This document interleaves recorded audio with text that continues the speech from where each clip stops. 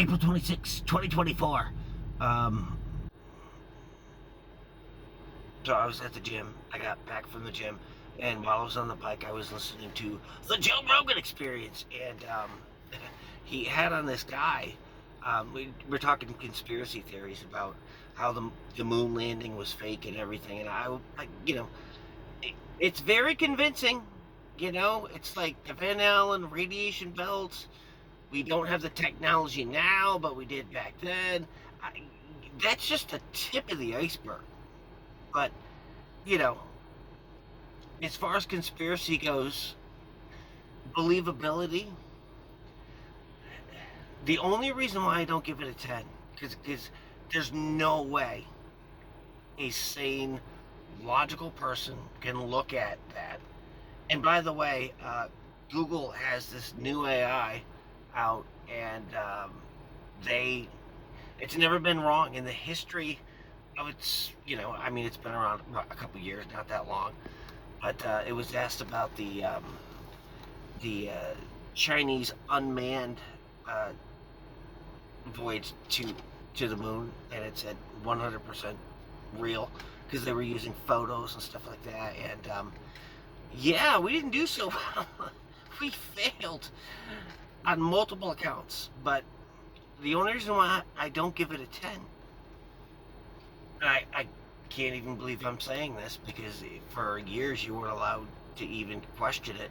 It's kind of like the Holocaust now. You can't question it. Like, why not? I believe it certainly happened, but why can't we ask questions about it? But anyway, 9/11. I was always of the mind, because I watched the documentaries, and I saw the architects and the physics people and engineers, people who have built buildings like that, say it was completely impossible for two planes to take down those two buildings, and they go on to list physics laws and how it just but me, I'm like, well, you're probably right, but we've never had two big fucking planes crash into buildings before. How do we know? And then Building 7 happens. And the interesting thing, just anecdotal facts, someone from the BBC across the pond was reporting the falling of Building 7, with Building 7 right behind her. I think there was some reason for that, but that's kind of strong proof. But like, if you watch Building 7 fall in on its own imprint, and you say that's just from fire from across the street, you're I shouldn't call people names, but your IQ can't be above 100 max, maybe 110. I don't know. And it's further solidified by the incredibly heinous things that our government did previous to that. There's a lot, but just look into the Gulf of Tonkin. It's declassified.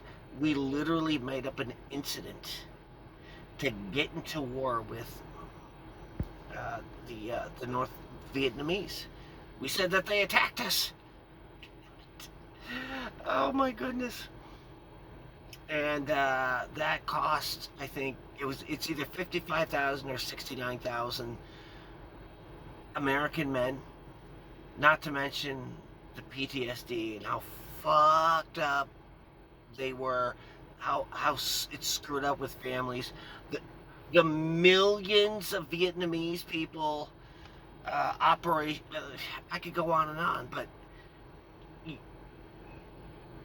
if I had a lie detector test put on me and a gun right up to my bald head, and my life depended on me giving a truthful answer, I would 100% say that Building 7 was a controlled demolition. because you can't look at it and think anything else. You literally, you have to not believe your own eyes, and then you have to not believe all of the architects, all the engineers, all the physicists, everything. And then you're like, well, if they did that to Building 7, now it lends more credibility to the Twin Towers. And that doesn't even mention the Pentagon. The Pentagon is the most heavily surveilled building in the world.